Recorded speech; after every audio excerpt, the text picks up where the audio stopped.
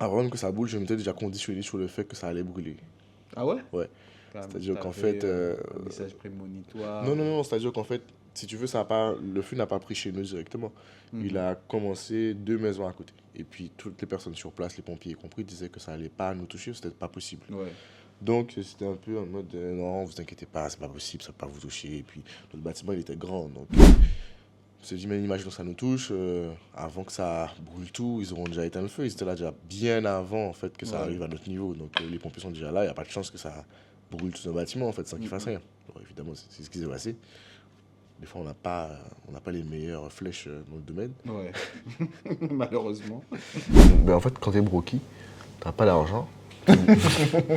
T'es obligé de chercher l'argent en fait. Ouais, broki, ça veut dire t'as pas de maille en fait. Ouais, donc quand t'as pas de maille, il faut trouver la maille. Ouais. Et le seul moyen de faire de la maille, c'est de créer la maille. Mhm. Ce qui veut dire qu'aujourd'hui, un professionnel qui va faire 7 ans d'études, on ne va plus réellement attendre de lui qu'il fasse 7 ans d'études, mais on va attendre de lui qu'il maîtrise L'IA. l'IA. Mhm. Exact. Et dans les années qui vont arriver, ceux qui vont se positionner sur ce marché-là seront les leaders, que ce soit au niveau financier, mais aussi au niveau en fait, d'influence. Ouais. Donc c'est important de se positionner sur ce marché-là assez tôt, et c'est pour ça que j'ai lancé l'IA Academy, parce que pour moi, je veux positionner ça comme le leader aux Antilles en termes de formation en IA. Ok.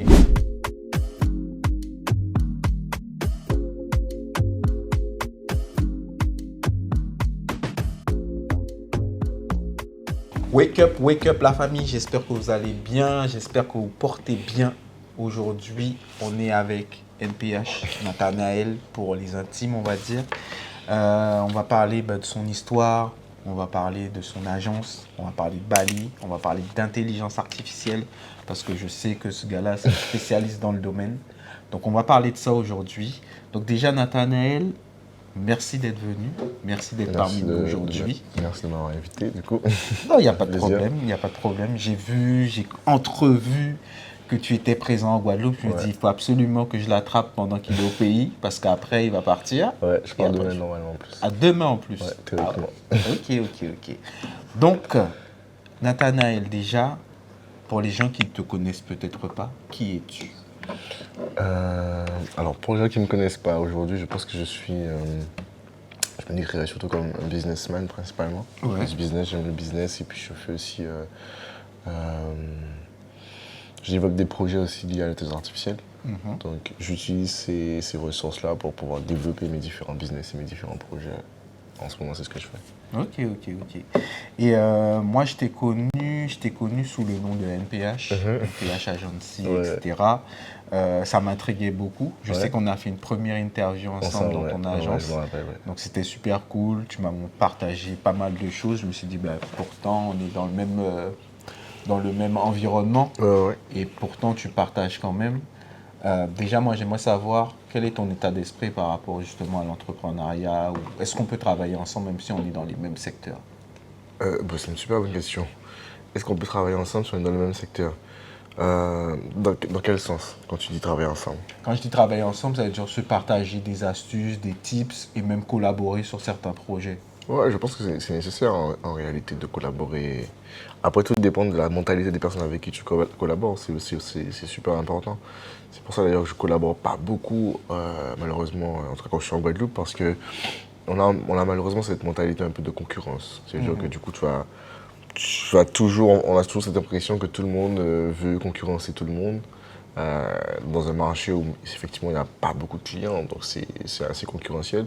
Mais le marché fait que même lorsque tu veux essayer de justement te dire que tu vas travailler ensemble, etc., sur des projets qui sont communs, il y a toujours, en tout cas dans mon expérience, toujours un ou plusieurs qui vont essayer de gagner un petit peu plus ou de trouver s'ils peuvent récupérer le marché d'une façon ou d'une autre et jamais être dans une dynamique, alors en tout cas c'était mon expérience, hein, toujours être dans une dynamique de toujours vouloir trouver le meilleur parti en fait. Après ça reste humain de faire ça, mais bon, après c'est pas forcément cool de justement collaborer avec des personnes qui ne sont pas forcément toujours dans cette même dynamique. Mais après, il y a des personnes avec qui effectivement tu peux collaborer, avec qui j'ai collaboré, que ça s'est bien passé.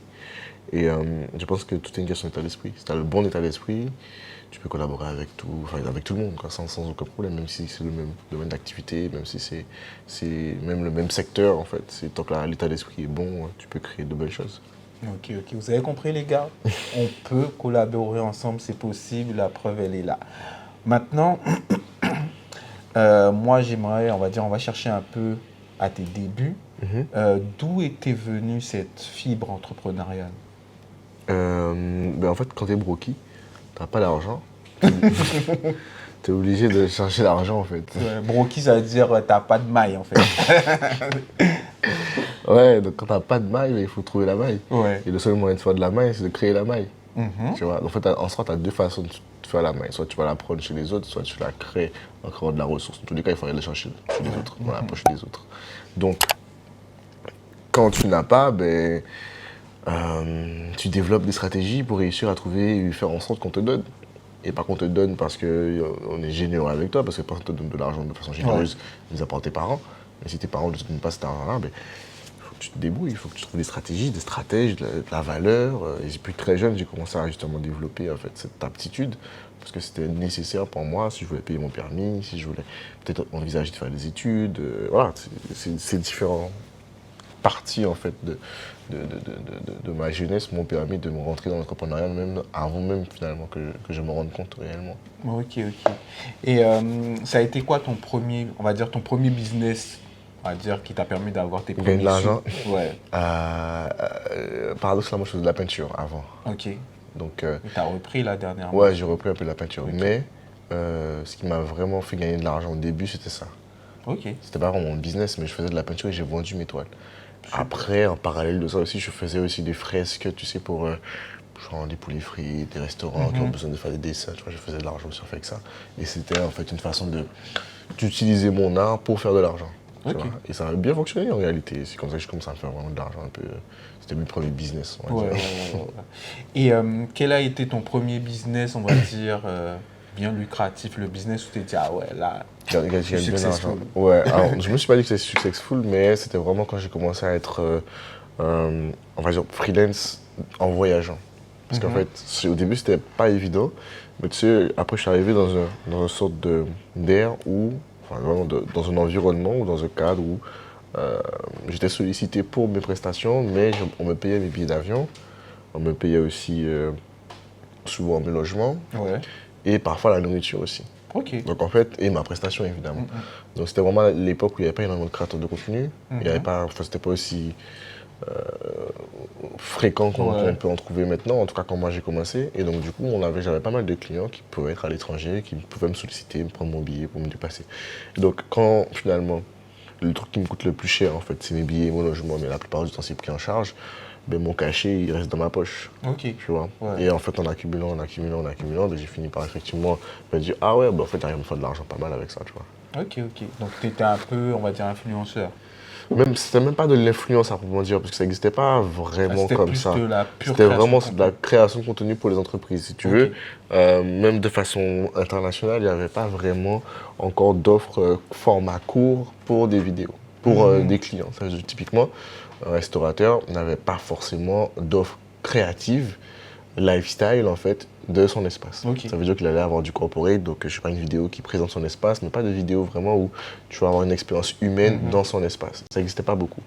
J'étais parmi effectivement pas les premiers à le faire, mais parmi en tout cas les offres disponibles qui faisaient quelque chose de créatif dans ce sens-là. Et ouais, sur le marché, effectivement, j'ai pu surfer sur ça et trouver pas mal de clients qui étaient intéressés par ça, quoi, et qui étaient prêts à payer un billet d'avion, etc. pour trouver ça, parce qu'autour d'eux, en tout cas, il n'y avait pas autant de personnes qui proposaient ça. Et en plus, c'était très corporate, c'est très finalement corporate en fait. C'est vraiment des vidéos qui étaient à but de présenter le lieu, de présenter l'espace et pas forcément faire retranscrire une émotion à travers la vidéo. À tes souhaits. Merci. Oula.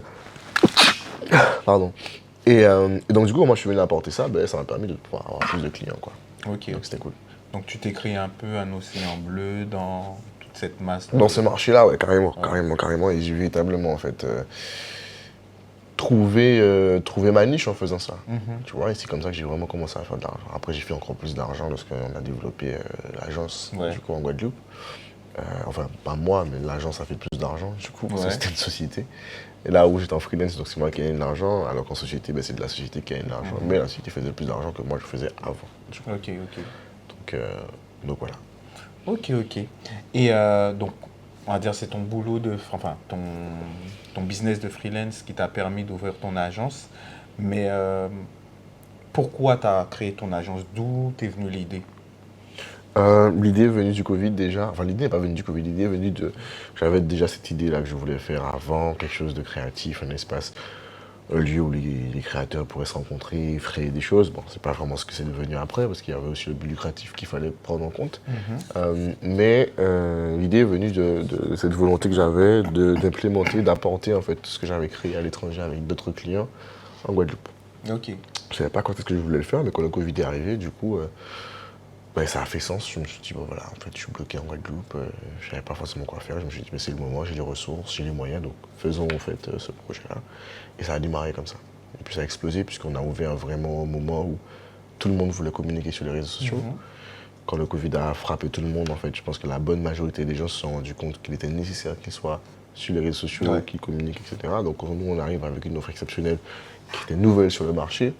Mais pas seulement on a récupéré tous les anciens clients qui n'étaient pas satisfaits de ce qui était proposé avant, mais on a aussi récupéré beaucoup de clients qui n'envisageaient pas pour le moment de se positionner sur les réseaux sociaux. Tu vois. Ok, ok, ok. Ok, ok. Ben, j'ai eu le temps de visiter l'espace avant, voilà.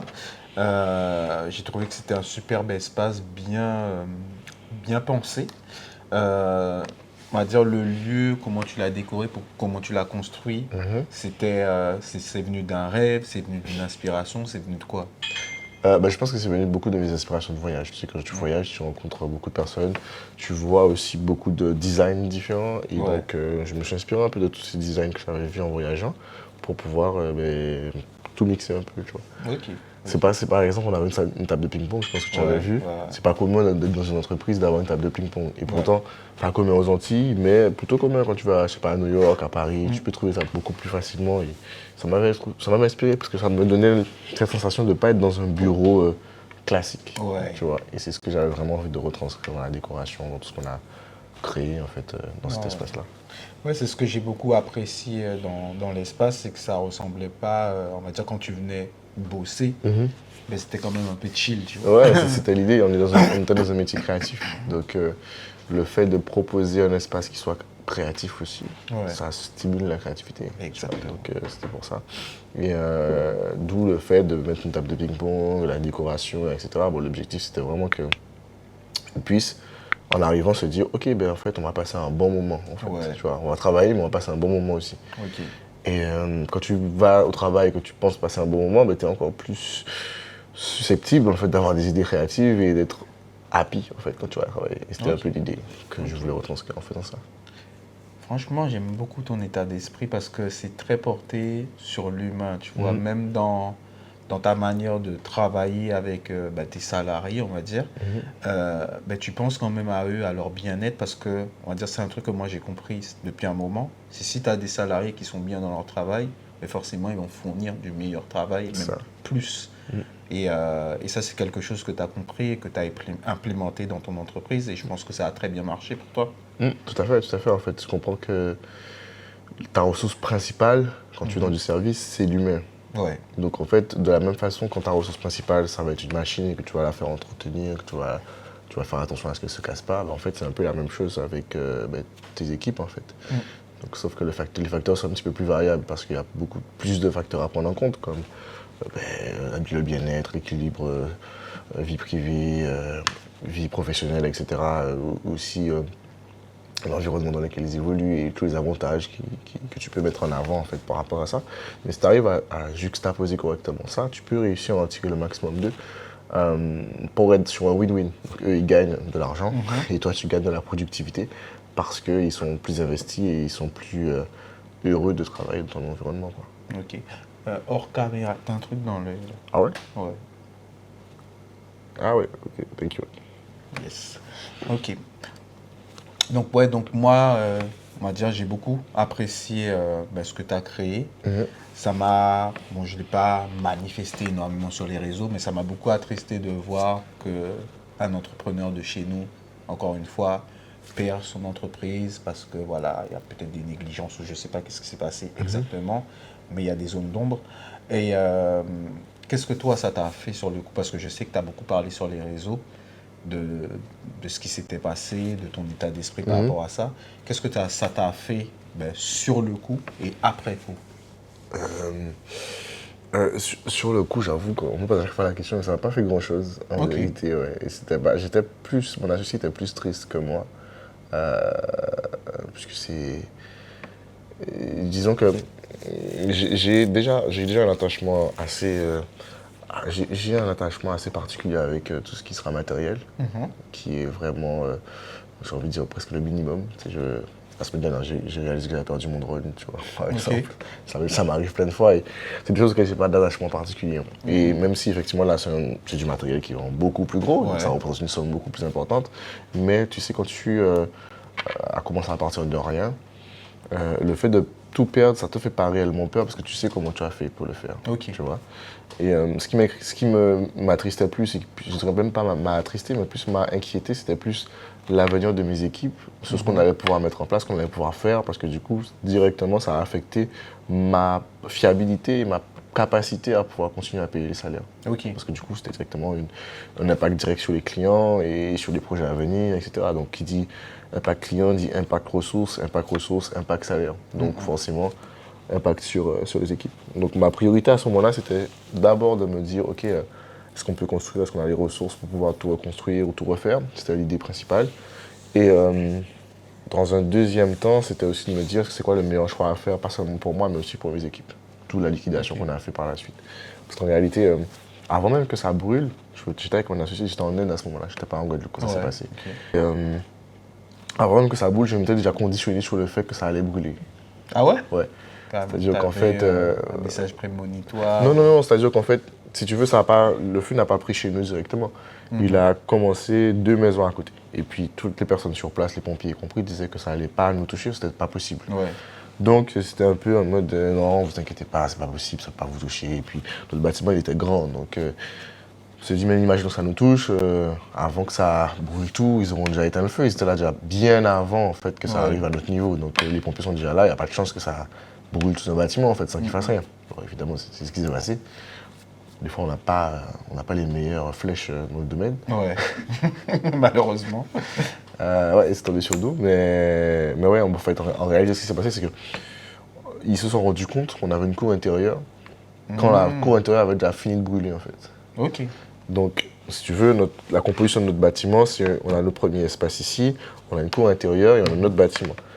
En fait, le feu a pris à l'intérieur de la cour et a commencé à brûler le bâtiment extérieur. Et comme ça, on voyait des flammes à l'entrée, eux ils étaient à l'entrée. Donc eux ils étaient devant, au niveau de la ruelle, et ils étaient en train d'asperger de l'eau sur le premier bâtiment. Et quand ils ont commencé à voir que les flammes commençaient à devenir de plus en plus grosses, ils se sont dit mais comment c'est possible? Parce que du coup on met de l'eau là-dedans. Mais il n'y avait pas de plan pour... Je sais pas comment ils font leur travail en réalité. Mais voilà, ils se sont rendus compte qu'il y avait une cour. Plutôt qu'ils se rendent compte qu'ils déplacent leur camion pour le placer de l'autre côté parce qu'il fallait du coup mettre de l'eau en fait là où il y avait réellement le feu, mais là c'était déjà brûlé complètement. Et c'était déjà trop tard en réalité.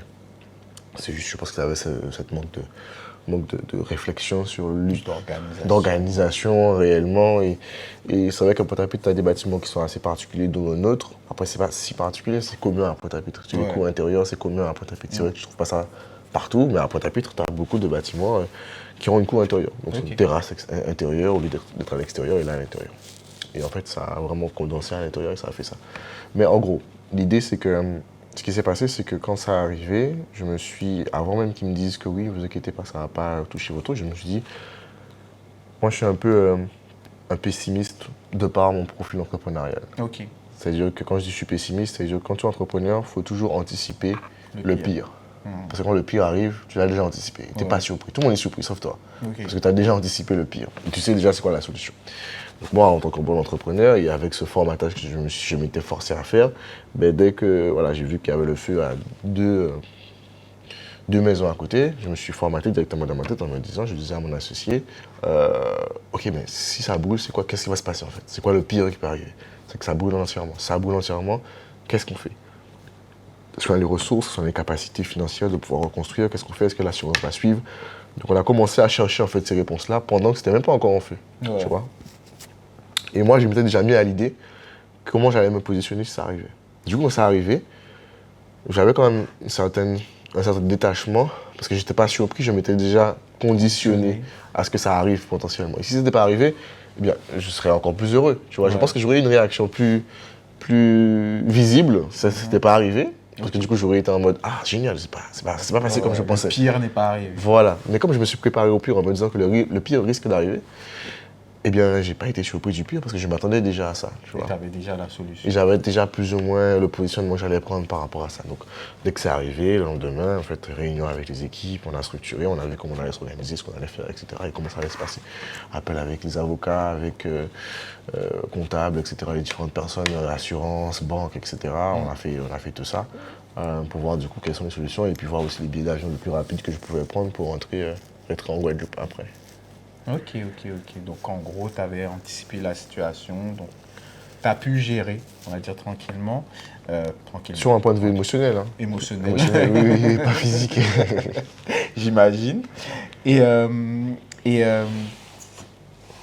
qu'est-ce que tu as fait pour rebondir après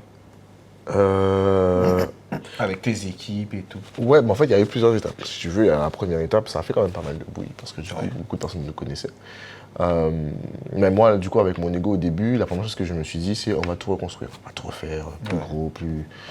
Encore mieux, voilà, tu vois. Mais c'était pas nécessaire d'avoir cette idée-là. C'était juste, en fait, j'étais plein d'ego, en fait, dans l'idée de me dire que je voulais prouver à moi, mais aussi aux autres, que, en fait, j'étais capable de reconstruire, j'étais capable de refaire. Et je me suis remis en question au bout d'un moment en me posant la question, mais pourquoi je voulais refaire? Pourquoi je voulais reconstruire? Pourquoi je voulais m'engager à nouveau dans un nouvel espace avec un plus gros bâtiment, etc. Je me suis rendu compte que c'était qu'une question d'ego pour pouvoir prouver aux gens, en fait. Et je me suis dit, en fait, c'est pas aujourd'hui ce que je veux réellement faire. Je n'ai pas envie de me positionner sur un point de vue égoïste où j'ai envie de récupérer la gloire en disant, voilà, vous inquiétez pas, je suis le plus fort, je suis le plus intelligent, etc. Parce que c'est pas le cas. Ouais. Tu vois. Je pense qu'il y avait ce côté d'humilité que j'avais besoin de prendre par rapport à ça. Et une fois que je l'ai compris et je l'ai assimilé, je me suis dit, ok, en fait, là, aujourd'hui, par rapport à ce business, il faut que j'accepte que c'est fini, on ne va pas revenir dessus. Ce n'est pas quelque chose qui, aujourd'hui, est viable, surtout par rapport aux connaissances que j'avais par rapport au marché. Ce n'était pas viable. Ça n'aurait pas fonctionné. Et même aujourd'hui, une agence qui se lance dans ce domaine-là, c'est pas pour moi quelque chose de viable. Avec l'intelligence artificielle et tous les outils qui vont arriver, créer une agence dans ce domaine-là aujourd'hui, c'est pas viable. En tout cas, par rapport à mes objectifs financiers, ce que je voulais atteindre en termes de finances, c'était plus viable. Donc j'ai accepté, j'ai fait mon deuil. Puis après, j'ai vu avec notre avocat quelle était la solution la plus adaptée pour pouvoir sauver tout ce qui restait en fait. En réalité, c'était les employés, les équipes. Et la meilleure solution était de mettre en place une liquidation judiciaire. Ok. Donc la liquidation judiciaire permettait d'avoir une indemnisation pour tous les salariés, puisqu'ils sont licenciés en fait, mais le licenciement est pris en charge par un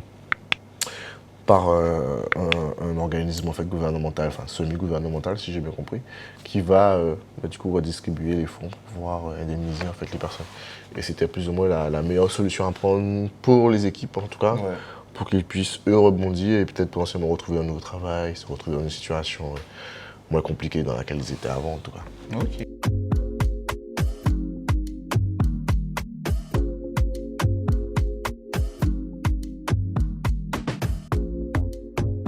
Tu as pu rebondir, liquidation judiciaire, etc. Moi, j'ai suivi un peu les actus de ce qui se NPH, faisait, de ce qui se faisait. J'ai vu que tu as fait des masterclass, j'ai vu que tu as montré l'IA Academy, j'ai vu que tu as fait pas mal de choses. Comment ça s'est déroulé? Comment ça s'est mis en place, toutes ces choses-là? En fait, c'était des choses que j'avais déjà mis en place en fait. Parce que moi, je suis un entrepreneur qui n'arrive pas à rester en place. Je comprends. J'aime faire plein de choses, j'aime en fait explorer, développer de nouvelles choses. Et en réalité, même si je finissais même quand je finirais par atteindre les objectifs les plus fous financièrement que je voudrais, je continuerai toujours, je pense, à créer, à faire des choses parce que c'est ce qui m'anime réellement en fait, créer des projets, apporter de la valeur. Et dans cette même dynamique-là, je me suis beaucoup intéressé à l'intelligence artificielle depuis 3 ans maintenant. Et donc j'ai développé l'Académie qui a pour objectif véritablement d'apporter en fait des solutions et des ressources sur le domaine de l'intelligence artificielle pour aider les gens à comprendre déjà c'est quoi l'IA, comment utiliser l'IA et c'est quoi les outils en fait performants pour l'IA. Donc ça c'est l'objectif de l'Académie. Et après, effectivement, j'avais déjà commencé les masterclass il y a 5-6 ans. Et je continue à les faire. Je fais une session de masterclass chaque année. En Guadeloupe, en Martinique, en Guyane, à Montréal, à Paris, à Bali. Enfin, j'essaie de faire plusieurs destinations quand j'en ai l'opportunité. Et du coup, j'ai continué tout de même. Parce qu'effectivement, après la période de l'agence, si tu veux, c'était une branche qui s'est coupée. Mais l'arbre en lui-même est toujours là, Ouais, tu ouais, vois. ouais. Et l'arbre, c'est ma créativité, c'est mes idées, c'est mes pensées. Et effectivement, c'était une branche qui était très grosse. Ouais. Mais je continue, du coup, en parallèle, à développer de nouvelles branches, et à faire continuer à croître, en fait, les anciennes qui étaient là et les faire grossir un peu, parce que c'est ce que j'aime bien faire, en réalité. Ok, ok. Moi, il y a un truc que j'apprécie beaucoup, c'est les masterclass que tu fais. Mhm. J'ai l'impression que tu les fais pour faire découvrir un peu ce que toi, tu as découvert, Mhm. faire voyager les gens, en même Totalement, temps hein. leur apporter de la valeur. Totalement, ouais. Et je trouve ça génial, on va dire, ce que tu as fait. Comment tu as construit ça? C'est parti tout bêtement en fait de l'idée que lorsque j'ai commencé à faire du business, j'ai eu beaucoup de personnes en Guadeloupe principalement, parce que je viens d'ici, qui m'ont posé pas mal de questions en me disant voilà comment tu as fait ça, comment tu as fait ça, tu as fait ça. Et puis en fait je me suis dit bah, je vais faire en fait une session de formation sans grande prétention en fait, juste me dire voilà je vais faire 3 jours, 2 jours, c'était 2 jours au début, Ouais. 2 jours où les gens pouvaient venir, j'avais fait un prix c'est 150 euros je crois ou 100 euros, je me suis dit au moins pour me rembourser le logement que j'ai Ouais. loué et tout ça, donc, pas dans une optique en fait de Business. business ou penser de façon argent, mais juste je transmets de la valeur. Et en fait, j'étais surpris à quel point en fait, ça a radicalement changé la vie des personnes qui étaient présentes. Et donc, je me suis dit, il y a quelque chose à faire. Il y a quelque chose à faire parce que les gens, ils étaient extrêmement reconnaissants de la valeur qu'ils ont appris. Et pourtant, moi, j'avais pas l'impression d'avoir dit tellement de choses. Je trouvais que j'étais quand même resté en surface. En 2 jours, je n'étais pas allé en profondeur.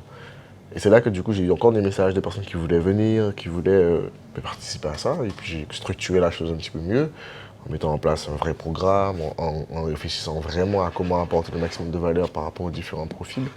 Et là, ça fait 6 ans ou 7 ans que je fais ça. Ok. Chaque année, j'en organise. J'ai toujours du monde qui vient et c'est vraiment toujours un plaisir de pouvoir partager ça. Aujourd'hui, je les structure un peu plus comme un business, mais ça n'empêche que je le fais vraiment, même pas pour l'argent en fait. Ouais, ouais. Parce que je le ferais pour l'argent, je ne développerai plus ça réellement aux Antilles, puisqu'aux Antilles, c'est un marché qui est assez petit. J'aurais continué un peu à faire ce que je fais, mais peut-être à Dubaï, peut-être Ouais. à Paris, peut-être un petit peu plus dans les régions un peu comme ça, un petit peu plus ouvertes en termes de ressources et qui aussi sont prêtes à payer des masterminds et des formations en fait, à des prix plus proches de 3 000, 4 000, Ouais. 5 000 euros. Là, aujourd'hui, moi, je stagne à peu près sur les 1 000. Pas parce que je ne veux pas augmenter, mais parce que je sais que du coup, si j'augmente, Ouais, je ne vais pas pouvoir suivre. Enfin, les personnes ne vont te pas suivre. réellement suivre en fait ce que je propose. Si je le faisais pour l'argent, je me serais délocalisé, je ne serais pas resté. En tout cas, du moins, quand je parle de délocaliser, je veux dire, j'arrêterais de proposer les formations là où je les propose. Ok.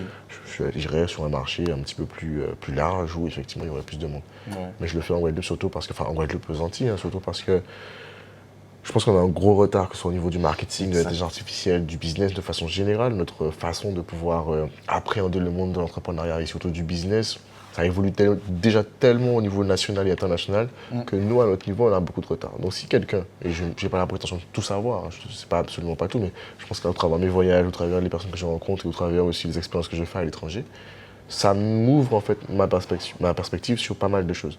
Et ne serait-ce que cette expérience-là, si je la partage à des personnes, et c'est la preuve pendant les masterclass, à la fin, chaque personne me remercie, me dit ouais, en fait, tu as ouvert mon champ de possibles, mon champ de possibilités était restreint. Et puis là, en discutant avec toi, j'ai compris qu'avec l'IA, avec ça, je suis capable d'aller chercher des sommes, je suis capable de faire de l'argent, je suis capable de développer mon projet.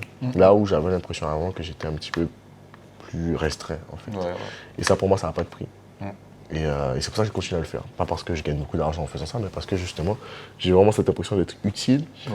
Et pas seulement d'être utile, mais aussi d'avoir un réel impact sur la vie des gens.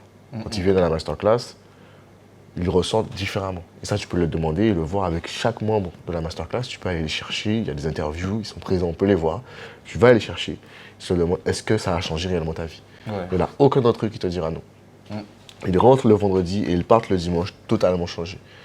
Que ce soit au niveau de leur mindset, leur état d'esprit, leur façon de penser, leur façon d'opérer dans leur business et même leur pensée limitante, on travaille de façon large pour que vraiment ils changent. Et tu vois, et ce changement-là, c'est ce qui moi me nourrit et me donne envie de continuer à faire ce que je fais. Ouais, je trouve ça génial, je trouve ça super bien. Tu es quelqu'un d'inspirant, on va dire. Et ce que j'aime aussi, c'est cette partie. Bon, j'ai l'impression que c'est générationnel. J'ai l'impression que notre génération, il y a beaucoup de personnes qui veulent apporter à leur île, apporter à leur génération, qui veulent se sentir utiles. Et je pense que moi, je fais partie de ces gens-là. C'est pour ça que j'ai créé Business au pays. Je pense que toi aussi, il y a beaucoup de personnes dans ce domaine-là. Tu penses que vraiment c'est générationnel, que notre génération, elle est vraiment calibrée pour ça? Mais je pense qu'en fait, en soi, si on est honnête, c'est aussi très égoïste en fait. Le cheminement de vouloir aider les autres, c'est égoïste parce qu'en fait, finalement, quand on est entrepreneur, on cherche l'argent au début. Et puis quand tu cherches l'argent, tu te rends compte en fait que c'est pas ce qui va vraiment te nourrir. Et tu te demandes qu'est-ce qui me nourrit. Et là, tu commences à arriver au stade où tu te rends compte que ce qui te nourrit réellement, c'est de pouvoir être utile et d'apporter réellement de la valeur, en fait, d'avoir en fait une certaine utilité finalement, tu vois. Et là, en fait, tout bon entrepreneur, entre guillemets, qui a un sens éthique de faire bien les choses, se retrouve finalement à chaque fois face à cette situation où il se rend compte que c'est plus intéressant. Même si l'argent c'est bien, mais c'est plus intéressant d'apporter de la valeur, d'aider les autres et d'avoir un produit qui aide réellement que juste chercher de l'argent. Et c'est ce qui fait qu'en fait on se retrouve avec des personnes qui veulent véritablement aider, tu vois, qui veulent construire des projets qui ont un impact dans la vie des gens. Parce qu'en fait, quand je disais égoïstement, ça renvoie en fait de la nourriture pour nous, tu vois. Parce que personnellement, quand tu te couches dans ton lit le soir, tu es fier de toi. Tu dis j'ai fait quelque chose de constructif aujourd'hui, tu vois, j'ai aidé des gens.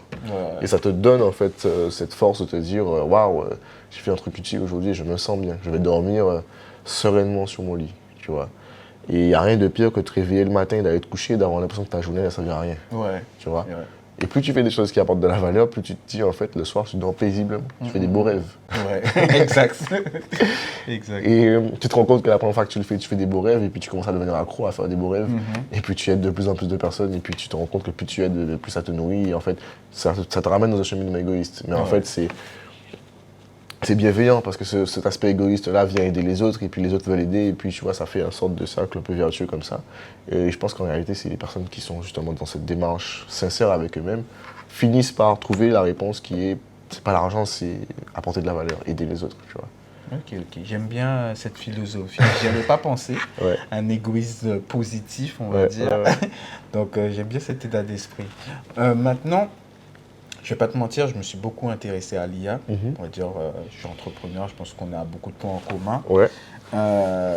J'ai arrêté, pas de m'intéresser, mais j'ai arrêté de regarder tout ce qui était IA. J'ai pris des outils qui allaient avec moi, ChatGPT, les bases et d'autres.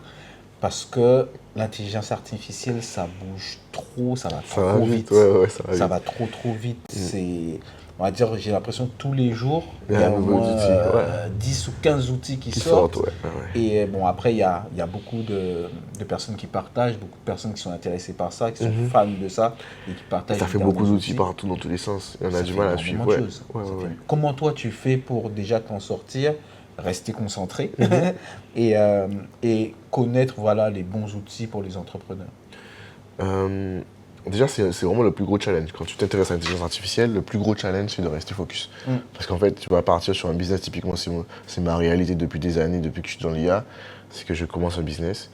Et puis après, le lendemain, ils sortent un truc encore plus puissant que le business que j'ai commencé. Je me dis, purée, mais en fait, je devrais plutôt faire ça. Puis après, je me mets sur ça. Et puis après, 2 jours après, il y a un nouveau business encore mieux. Tu vois. Et c'est pas des business, mais c'est plus des opportunités de business. Parce que du coup, ça va être un outil d'IA qui te permettra de faire tellement de choses que tu te diras, waouh, en fait, je peux faire un business, je peux gagner plein d'argent en faisant ça. Le temps que tu te mettes dessus, que tu te focuses, en fait, il y a déjà 4 autres business encore plus performants. Donc moi, j'ai fini par comprendre en fait qu'il fallait juste, je pense, accepter de lâcher prise et te dire qu'il y aura toujours de nouveaux business. Par contre, il faut que tu trouves le truc qui sera aligné avec toi et qui apportera de la valeur véritablement. Moi, étant donné que je travaille sur ce domaine-là et que j'essaie de le développer au maximum, j'ai compris que il y a beaucoup de business qui sont créés, mais il y a très peu de technologies qui sont réellement créées pour le moment. Et il y a une différence entre les opportunités de business, donc les outils qui sont mis en place, et les véritables technologies qui sont lancées. Donc il y a effectivement pas mal d'évolutions technologiques qui sont faites dans le domaine de l'IA, mais elles ne sont pas toutes implémentées directement en fait dans les business. Donc au lieu de chercher les outils, moi je me focus plus sur les technologies. Parce que les outils utilisent des technologies en fait, tu vois. Et après la technologie, tu peux en faire plein de choses. Tu vois, typiquement ChatGPT, les possibilités sont infinies avec, tu vois. Donc il y a beaucoup d'outils qui utilisent ChatGPT pour pouvoir te proposer de rédiger des mails, de générer des photos, de faire, je sais pas, créer des wordings, faire des recettes. Mais ça c'est des outils. Tu vois? Et donc, du coup, si tu vois un nouvel outil sortir et qui te dit, je te propose de pouvoir te créer une recette en 5 secondes, c'est potentiellement la technologie de ChatGPT qui est derrière, Ouais. donc OpenAI. Donc, moi, je me focus sur les nouvelles technologies, donc les outils technologiques, que ce soit au niveau des interfaces comme OpenAI, comme Claude, comme Gemini, Meta, etc., qui développent en fait véritablement des technologies, que ce soit au niveau de la génération d'images, la réflexion au niveau du codage, etc. Bref, bon, je m'intéresse à ça. Et c'est avec ces éléments-là que moi, à mon niveau, je vais plus me dire comment, en fait, ces outils-là, je peux les utiliser à la fois pour moi ou pour les entrepreneurs que j'accompagne, pour les aider à automatiser véritablement. Et plus dans l'idée de créer, en fait, nos propres outils, plutôt que de chercher le panel d'outils qui existent, parce qu'il y en a plein, il y en aura toujours plein, parce que la limitation des outils sont limitées au nombre de créations et d'idées créatives que l'être humain est là, tu vois.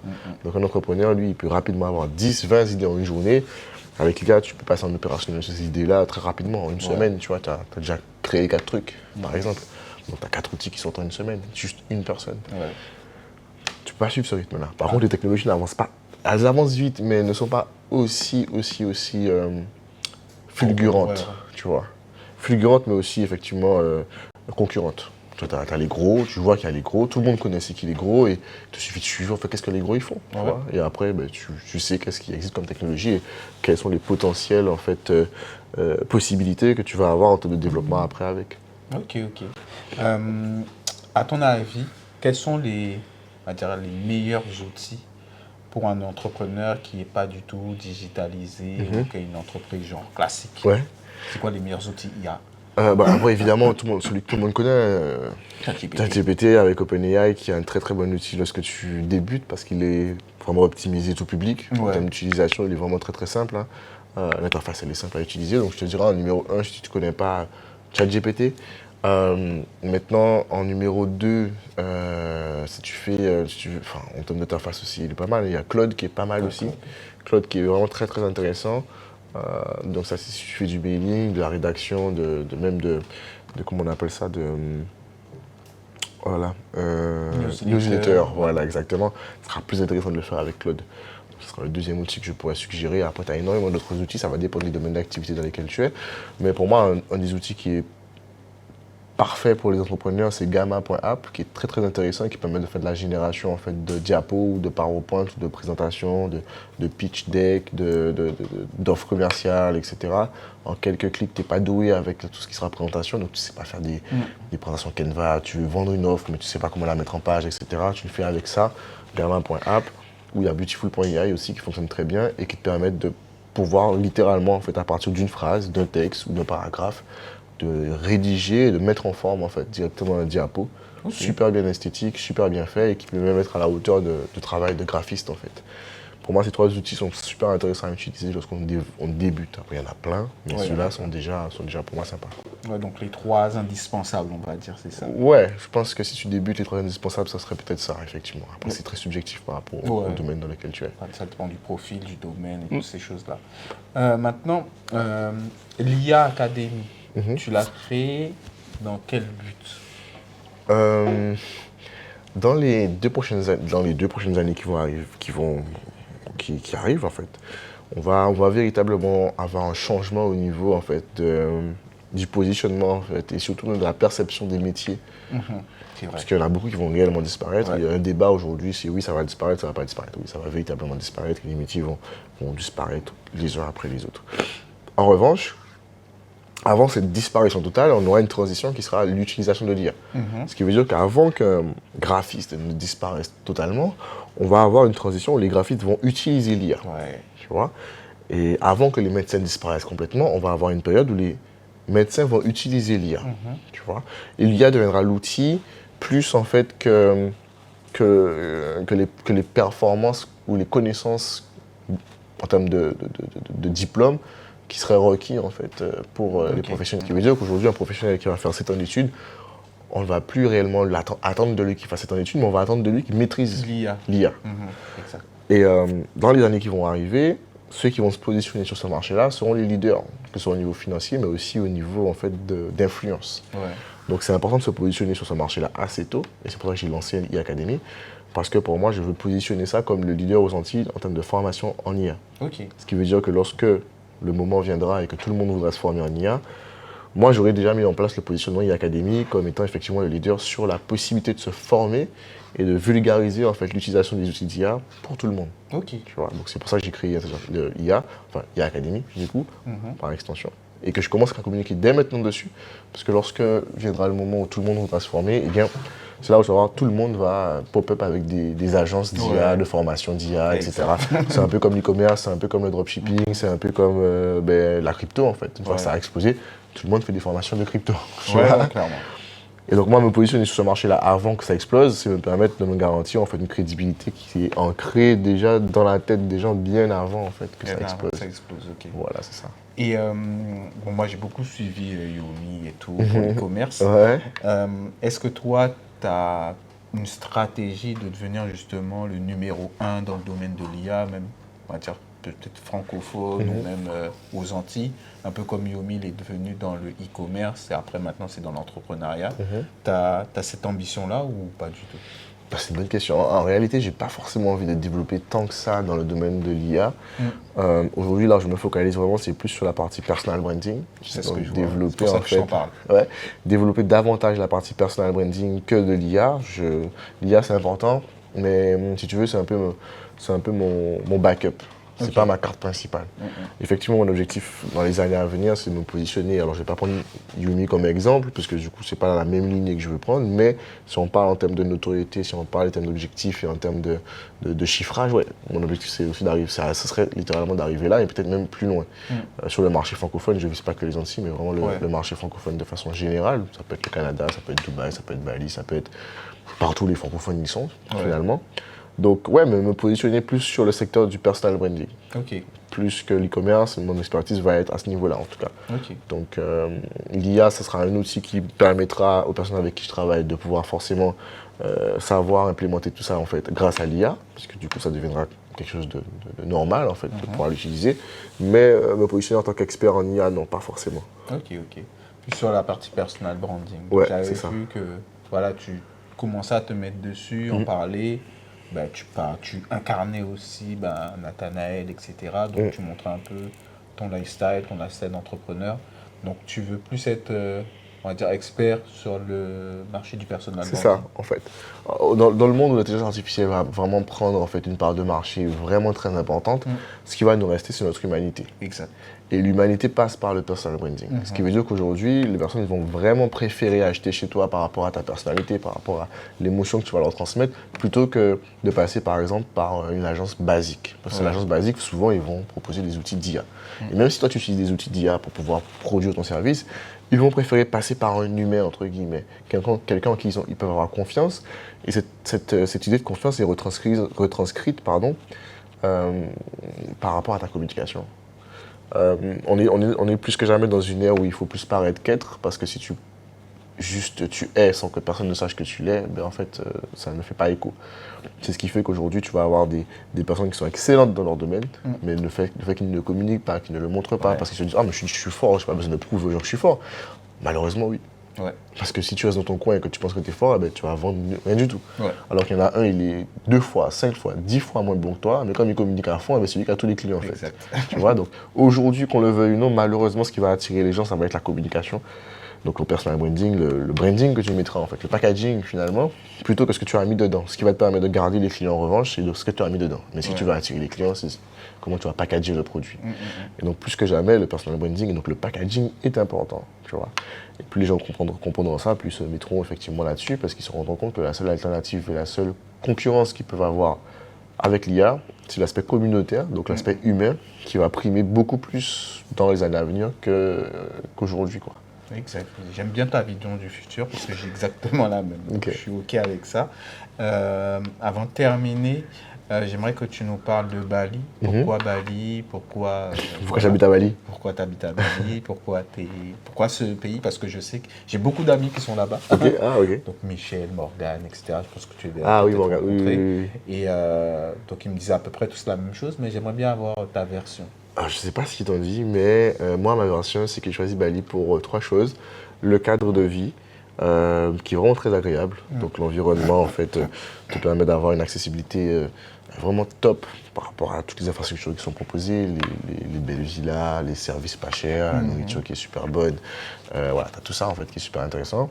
Et tu as aussi le côté un peu très spirituel qui moi m'intéresse beaucoup, qui permet de vraiment de développer, d'explorer en fait justement ta spiritualité là-bas. Et dans un troisième temps, tu as vraiment en fait un écosystème qui est proche de celui de la Guadeloupe, voire quasiment le même en fait, parce qu'on est sur une île. Sauf que tu as en fait une population qui est, je trouve en fait, beaucoup plus accueillante, beaucoup plus chaleureuse et qui te donne en fait cette envie en fait de pleinement en fait t'exprimer, sans avoir peur de jugement, sans avoir peur en fait d'échouer en fait. Et puis même si effectivement c'est pas pour moi, c'est pas l'île du business. Là, si tu fais du business, c'est plus Dubaï. Mais c'est une île où tu peux effectivement te retrouver, te ressourcer et surtout démarrer soit une nouvelle vie ou reprendre une nouvelle vie. Si toutefois tu es dans ce côté où tu es un peu perdu et tu sais pas forcément quoi faire de ta vie, quoi. Ok, ça c'est un nouveau point de départ. Ouais, c'est un bon nouveau point de départ, surtout quand tu es broki. Ouais. Ok. Et pour terminer, j'ai vu que tu as développé une appli. Ouais. Donc, j'aimerais que tu m'en parles un peu, pas forcément en profondeur, mais pourquoi cette appli? Ouais, c'est une appli qui elle est pas actuelle. Enfin, je l'ai mis en ligne pour le moment, donc on peut la télécharger, mais elle n'est pas fonctionnelle parce que je travaille encore sur beaucoup d'outils que je veux développer dedans pour qu'ils soient plus efficace. Ouais, elle était opérationnelle, mais je veux que ce soit encore plus efficace. Là, on est en train de continuer à développer l'application. Les coûts de développement sont de plus en plus élevés parce que je veux vraiment faire quelque chose de vraiment top. Mais l'objectif final de l'application, c'est de pouvoir proposer, pas qu'aux Antilles, je vais le lancer aux Antilles, mais pas qu'aux Antilles, j'ai vraiment pour vision de le développer à Paris, à Bali, à Dubaï, dans le monde entier en fait. Et de pouvoir en fait vulgariser l'accessibilité à la création de contenu. L'idée, c'est qu'aujourd'hui, n'importe quel créateur, chef d'entreprise qui veut créer du contenu, il puisse passer par l'application pour commander comme s'il commandait en fait un Uber. Donc il a ses dates, il clique en fait dessus, il dit voilà, j'aimerais qu'un cadreur vienne à telle heure, à tel endroit pour faire telle chose. Tu as le prix directement, tu payes et après le jour J, notre cadreur il vient sur place, il fait ta vidéo, c'est envoyé ensuite à notre monteur qui fait le montage et puis après toi tu reçois ta vidéo sur l'application. Tu reçois une petite notification qui dit votre vidéo est prête, tu la récupères, tu la télécharges et tu la publies après si tu veux. De faciliter vraiment le process, que tu n'aies pas à avoir à appeler l'agence, dire oui, j'ai besoin de quelqu'un, est-ce que vous pouvez faire un devis? Tu as le prix directement sur l'application, tu commandes sur l'application, c'est-à-dire que si tu es dans ton lit, tu peux littéralement préparer en fait, un tournage pour dans 2 jours via l'application. Tu réponds au questionnaire, tu donnes ton logo, tu donnes toutes tes informations et puis le cadreur, il arrive 2 jours après chez toi, il fait la vidéo pour toi, il repart. Nous, notre monteur récupère le fichier, il fait le montage et te le donne. Aussi simplement que ça. Ok, super. Franchement, j'adore. C'est ça. Vraiment faire en sorte que ça puisse être accessible pour tout le monde, en fait. À un prix abordable. Vision mondiale. Ouais. D'abord, on sur le marché francophone parce que l'application est développée en français pour l'instant. Donc, on va tester un peu sur les... Enfin, j'ai déjà commencé à tester sur les Antilles. Après, je vais essayer de m'orienter un petit peu plus sur le marché de Dubaï et Paris, en fait. Sur le marché toujours francophone. Et voir après comment ça peut s'articuler et si ça fonctionne bien, pourquoi pas le développer aussi sur le marché anglophone. C'est parfait. Merci beaucoup. Avec plaisir. Merci d'être venu. Là, tu pars à Dubaï demain? Non, Paris. À Paris? Ouais. Après, je rentre à Bali. À Bali. Bali, je dis Dubaï. Bref, tu rentres à Bali après. Ok. Et on va dire, tu as déjà prévenu de revenir aux Antilles dans quelques temps ou tu n'as pas encore de date? En vérité, j'ai pas de retour prévu pour le moment. Ouais. J'ai pas de retour prévu pour le moment. Après, là, j'ai signé en fait, des contrats intéressants sur la Guadeloupe qui m'amèneront, je pense, à revenir, mais je sais pas quand, peut-être dans 2 mois ou 3 mois, je sais pas encore. Ok. Donc peut-être que je reviendrai plus vite que prévu, ou peut-être plus tard, je sais pas. Mes parents sont ici dans tous les cas, j'ai mes amis qui sont ici aussi, donc... Tu vas toujours revenir. Je vais toujours revenir dans tous les cas, je vais toujours revenir, et puis je vis ici, quoi. Ok. À la base. Ah ouais, en plus. Ok. Ben, merci beaucoup, Nathanaël. Merci Avec beaucoup plaisir. d'être venu parmi nous.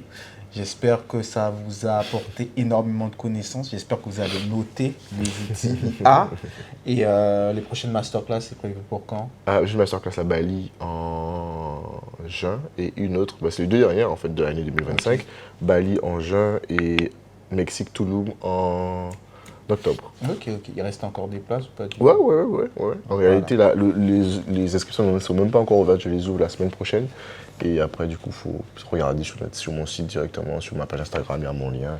puis il y a toutes les informations qui y figurent du coup. Ok, donc vous avez entendu, il y a toutes les infos, on va mettre ça en description. Et puis on vous dit à très vite pour une nouvelle interview sur Business au pays. Merci beaucoup, Nat. Ciao.